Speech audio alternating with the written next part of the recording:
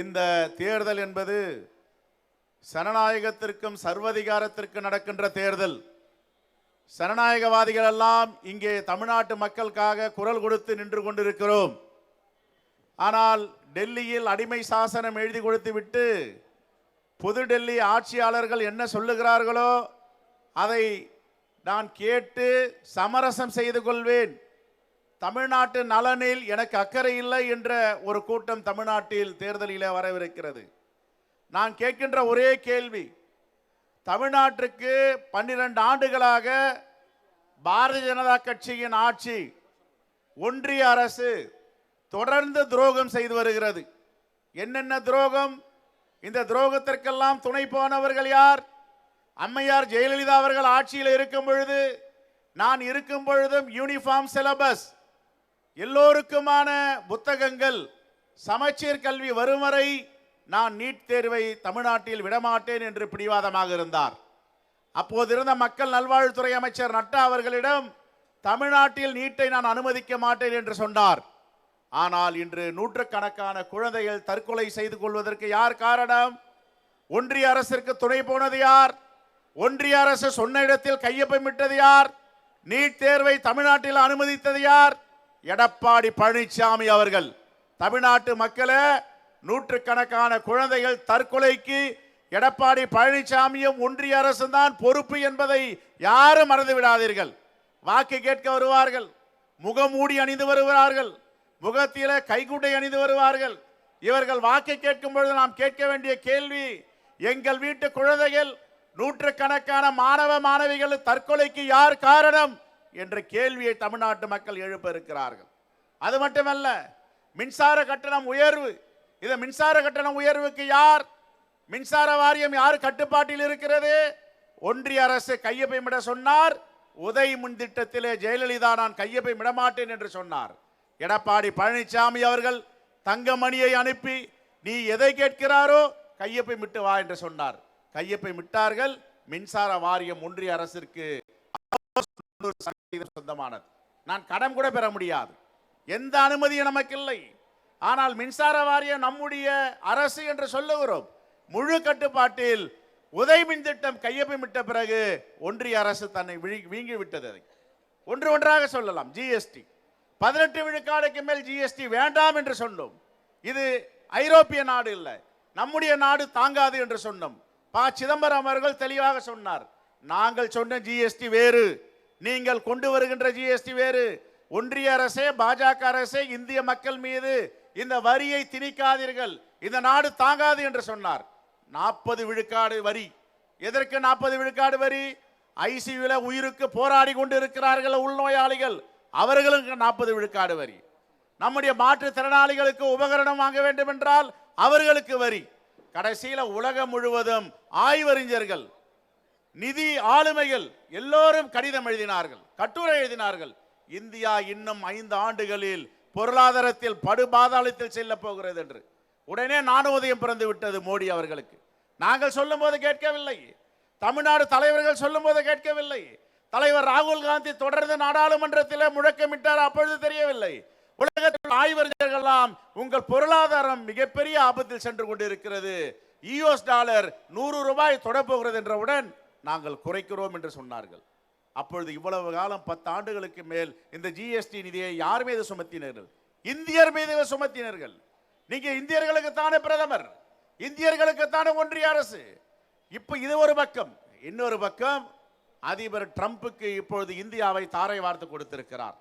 America இங்கே எப்படி எடப்பாடி பழனிசாமி அவர்கள் கேட்ட இடத்திலெல்லாம் டெல்லிக்கு அடமானம் வைத்தாரோ தமிழ்நாட்டை, அதே போன்று மோடி அவர்கள் அமெரிக்காவுக்கு அடமானம் வைத்திருக்கிறார்.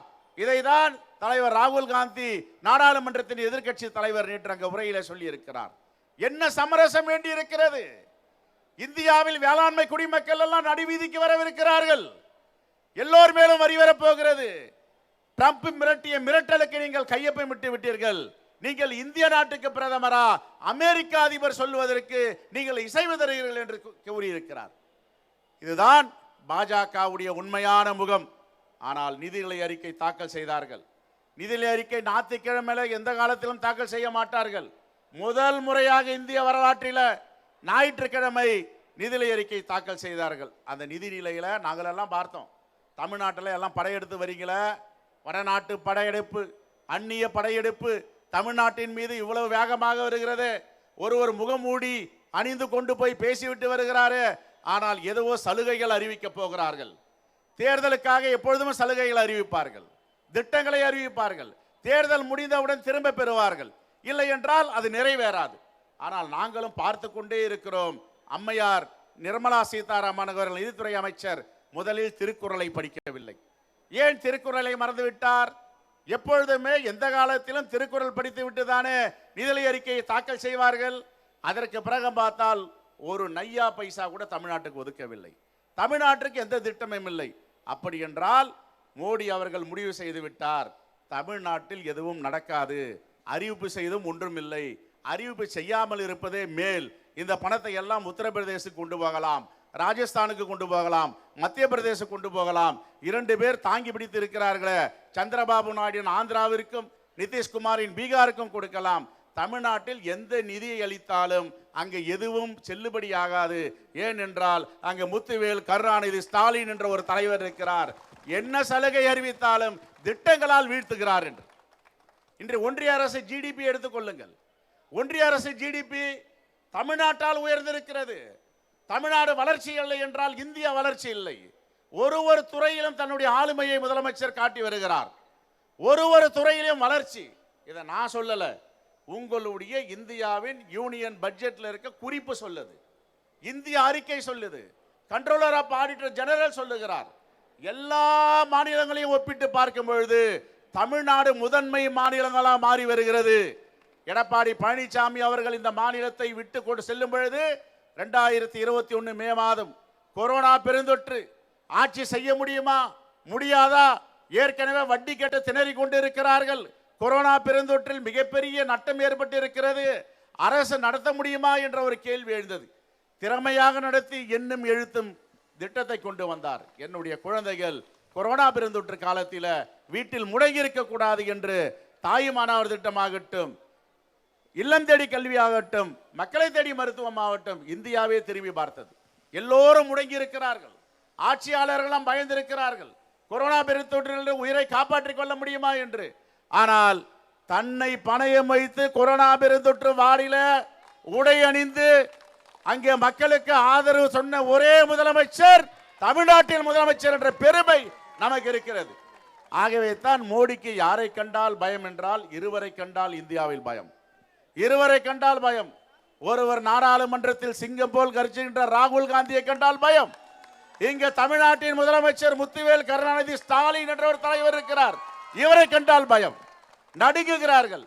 இதில் அரசியல் செய்தாக வேண்டும். அரசியல் எப்படி செய்வது என்று புரியாமல் தமிழ்நாட்டு நலனை தாரை வார்த்துக்கிட்டு எடப்பாடி பழனிசாமி அவர்கள் எதை தின்னால் பித்தம் தெளியும் என்று தெரியாமல் ஒரு நாளைக்கு புதுடெல்லியில் என்னென்ன எழுதி கொடுக்கிறார்களோ அதை படிக்கிறார். இன்னைக்கு ஒன்று படிச்சிருக்காருன்னா தெரியுங்களா, இந்த மும்மொழி திட்டத்தை நடைமுறைப்படுத்துறது இப்போ காங்கிரஸ் சொல்லியிருக்கார். எடப்பாடி பழனிசாமி அவர்களை திருவண்ணாமலை நாடாளுமன்ற உறுப்பினர் தர்மலிங்கம் அவர்களும் EVK சம்பத் அவர்களும் ஜவஹர்லால் நேரு அவர்களை சந்திக்கிறார்கள். தலைவர் தமிழ்நாட்டின் முதலமைச்சர் அனுப்புகிறார். சந்திக்கும் பொழுது ஜவஹர்லால் நேரு சொல்லுகிறார், தமிழ்நாடு மக்கள் என்ன மொழியை படிக்க வேண்டும் என்பதை அவர்கள் தீர்மானிக்கட்டும். இருமொழி கொள்கையா? இருமொழி கொள்கை தொடரும், தமிழும் ஆங்கிலமும் இருக்கும், இந்தி வராது என்று சொன்னார். வாயில சொல்லல. தர்மலிங்கம் அவர்களும் EVK சம்பத் அவர்களும் வீட்டுக்கு செல்லுகிறார்கள், எம்பியுடைய குடியிருப்பு. ஜவஹர்லால் நேரு அவர் போவதற்கு முன்னே ஒரு கடிதம் காத்திருக்கிறது. அதில் உங்க தலைவருக்கு இந்த மடல், இருமொழி கொள்கை தொடரும், இந்தி வராது, தமிழும் ஆங்கிலமும் தொடர் மொழியாக இருக்கும், நீங்கள் எதற்கும் கவலைப்பட வேண்டாம், நான் பிரதமருடைய உறுதிமொழி என்று கொடுத்தாரு. இதையெல்லாம் எடப்பாடி பழனிசாமி அவர்கள் படிப்பதில்லையா? அவருக்கு தெரியாதா? இந்த நிதிநிலை அறிக்கையில எவ்வளவு பெரிய பித்தலாட்டம் இருக்கிறது, எவ்வளவு பெரிய பொய் இருக்கிறது. நேற்றைக்கு ப. சிதம்பரம் முன்னாள் நிதியமைச்சர் பேசியிருக்கிறார். ஜல்ஜீவன் தண்ணீர் தட்டுப்பாடு, தண்ணீர் இல்லாமல் இன்னும் தவித்துக் கொண்டு இருக்கிறார்கள். ஜல்ஜீவன் திட்டத்திற்கு 70 லட்சம் கோடி நீங்கள் ஒதுக்கி இருக்கிறீர்கள். இதுவரை செலவு செய்தது 10,000 கோடி. 60 லட்சம் கோடி எங்கே போடுது என்று கேட்கிறார். நாடு முழுவதும் 70 லட்சம் கோடியை நீங்கள் செலவை செய்திருக்க வேண்டும். Controller of auditor general CAG அறிக்கையில் 10 லட்சம் கோடி தான் செலவிடப்பட்டிருக்கிறது என்றால் மீதி உள்ள 60 லட்சம் கோடி எங்கே? அம்பானிக்கு கொடுத்தீர்களா, அதானிக்கு கொடுத்தீர்களா என்பதுதான் எங்களுடைய கேள்வி. அது மட்டுமல்ல, ஒரு திட்டமாக அவர் படித்து சொல்லிக் கொண்டே வருகிறார். வேலை வாய்ப்பு திட்டம் 144 கோடி மக்கள் தொகை கொண்ட இந்தியா. நீங்கள் என்ன வாக்குறுதி கொடுத்தீர்கள்? மோடி சென்னைக்கு வரும் பொழுது ஒரு வருடத்திற்கு 2 கோடி பேருக்கு வேலை வாய்ப்பு தருவேன் என்று சொன்னீர்கள். ஆனால் கொடுத்தீர்களா? இந்த நிதி அறிக்கையில் சொல்லுகிறார், நாங்கள் வருடத்திற்கு 15 லட்சம் பேருக்கு வேலை வாய்ப்பு தருவோம். அது உண்மையா? இது உண்மையா? கடைசியில் என்ன சொன்னார்? எல்லாம் புகடா வித்து நீங்கள் பிழைத்துக் கொள்ளுங்கள், புகடா விற்றால் வேலை வாய்ப்பு கிடைக்கும், லாபம் கிடைக்கும் என்றால். ஆகவே தமிழ்நாட்டை வஞ்சிக்கின்ற மோடி அரசிற்கு எதிராகவும் ஒன்றிய அரசிற்கு எதிராகவும் அவர்களுக்கு துணை போகின்ற அதிமுக உட்பட கூட்டணி கட்சிகளுக்கு இன்னும் ஓரிரு மாதங்களில் தமிழ்நாடு மக்கள் தக்க பாடத்தை அளிப்பார்கள். அதுதான் அவர்கள் திருந்துவதற்கு ஒரே வழி. தமிழ்நாட்டு மக்களை ஏமாள் என்று நினைக்க வேண்டாம். மோடி ஒரிசா சென்றால் என்ன சொல்லுவார்? ஒரிசாவுடைய கஜனாக்கி தமிழன் கையில் இருக்கிறது. அங்க ஒரு ஐஏஎஸ் ஆபீசர் இருந்தார், அவர் பேர் முருகன் பாண்டியன். என்ன பண்ணாரு? பாண்டியன் அந்த முதலமைச்சருக்கு ரொம்ப வேண்டியமானவர், அவருடைய செல்ல பிள்ளை போன்று. ஒரு தமிழனை பிடிக்கும், அவர் செயலாளராக வைத்துக் கொண்டார். அங்க ஒரு பிரதமர் இப்படி பேசலாமா? தமிழனிடம் ஒரிசாவுடைய கஜனா சாவி இருக்கிறது சொன்னாரா இல்லையா? சொன்னார். பீகாருக்கு போனார் தேர்தலில். இந்த பீகார் மக்களை தமிழ்நாட்டு மக்கள் வஞ்சிக்கிறார்கள் என்றால், எங்க தொகுதியில் பாருங்க, 1 லட்சம் பேருக்கு மேல பீகாரி வேலை பார்க்குறாங்க. நம்மளை விட தமிழ் நல்லா பேசுறான், நம்ம வீட்டு பிள்ளைங்க கிட்ட அண்ணன் தம்பியா பழகிறான். ஆனா இது மாதிரி மாநிலம் பார்க்கவே இல்லைன்றான். ஒரு பிரதமர் இப்படி பேசலாமா? இங்க 2 இடத்துல பேசிட்டு மலேசியால போய் பேசுறார். மலேசியால என்ன பேசுறாரு? தமிழ் தான் இந்த உலகத்திற்கு ஆதார மொழி, தமிழ் இல்லை என்றால் இந்த உலகம் இல்லை. எங்களுடைய அமைச்சரவையில் பாருங்க, சிபி ராதாகிருஷ்ணன் துணை ஜனாதிபதியாக இருக்கிறார். நிர்மலா சீதாராமன் 9 முறை தாக்கல் செய்கிறார் நிதி அறிக்கையே. ஜெய்சங்கர் இங்க உட்கார்ந்து இருக்கிறார், கும்பகோணத்துக்காரர். ஒரு முருகன் இதெல்லாம் யார் கேட்டது? எங்கள் தமிழ்நாட்டு மக்களுக்கு நீங்கள் என்ன செய்தீர்கள்? தமிழ்நாட்டு மக்களுக்கு தொடர்ந்து துரோகம் செய்து வருகிறீர்கள். 2023ஆம் ஆண்டு வரலாறு காணாத பெருமழை, காற்றாற்று வெள்ளம், 100 ஆண்டு காலம் காணாத மழை பெய்தது. மாண்புமிகு முதலமைச்சர் என்ன சொன்னார்? 24,000 கோடி நட்டம் ஏற்பட்டு இருக்கிறது. சென்னை, திருவள்ளூர், காஞ்சிபுரம், செங்கல்பட்டு மாவட்டம், தூத்துக்குடியில பாதி மாவட்டம் அழிந்து விட்டது. குழு அமைச்சாங்க, பார்த்தாங்க, என்ன சொன்னாங்க? எல்லாம் கோவிலுக்கு போனீங்கலாம் ஐயருக்கு துட்டு போடுங்கன்னு சொல்லிட்டு போயிட்டாங்க. இதுவா ஒரு நிதியமைச்சருடைய வேலை? ஆனால் தமிழ்நாட்டை வஞ்சித்துக் கொண்டிருக்கின்ற ஒன்றிய அரசு, தமிழ்நாட்டுடைய உரிமைகளை காட்டி கொடுத்து அடகு வைக்கின்ற கூட்டணி கட்சிகள், அதிமுக உட்பட எல்லோருக்கும் இன்னும் ஓரிரு மாதங்களிலே தமிழ்நாட்டு மக்கள் மிகப்பெரிய படிப்பினையை கொடுக்க இருக்கிறார்கள். மீண்டும் நம்முடைய முதலமைச்சர் முத்துவேல் கருணாநிதி ஸ்டாலின் என்று கர்ஜிக்க போகிறார், பதவி ஏற்க போகிறார். எடப்பாடி பழனிசாமி அவர்களே, நீங்கள் எத்தனை முகமூடி அணிந்து வந்தாலும், எத்தனை பேர் ஒளிந்து கொண்டு வந்தாலும் தமிழ்நாட்டு மக்கள் தீர்ப்பளித்திருக்கிறார்கள். பாஜகவுக்கும் அதிமுகவுக்கும் தமிழ்நாட்டில் இடமில்லை, இந்த மண்ணில் உங்களுக்கு வேலை இல்லை என்று. ஆகவே எதற்காக இந்த கண்டன ஆர்ப்பாட்டம் என்றால், தமிழ்நாட்டை ஒருபோதும் வஞ்சிக்கும் பொழுதும் தமிழ்நாட்டில் இருந்து ஒரு தீப்பெரிய பிழம்பாக புறப்படுகிறது, நாடு முழுவதும் ஜுவலையாக எரிகிறது. அதுதான் இன்று மாண்புமிகு முதலமைச்சர் அவர்கள் அறிவிப்பால் இந்த ஆர்ப்பாட்டம் நடந்து கொண்டிருக்கிறது. இதில் கலந்து கொண்ட அனைத்து கட்சி தலைவர்களுக்கும், இதை ஏற்பாடு செய்த திராவிட முன்னேற்ற கழகத்தின் தோழமை கட்சி தலைவர் பெருமக்களுக்கும் என்னுடைய மனமார்ந்த நன்றியை தெரிவித்து விடைபெறுகிறேன். நன்றி, வணக்கம், ஜெய் ஹிந்த்.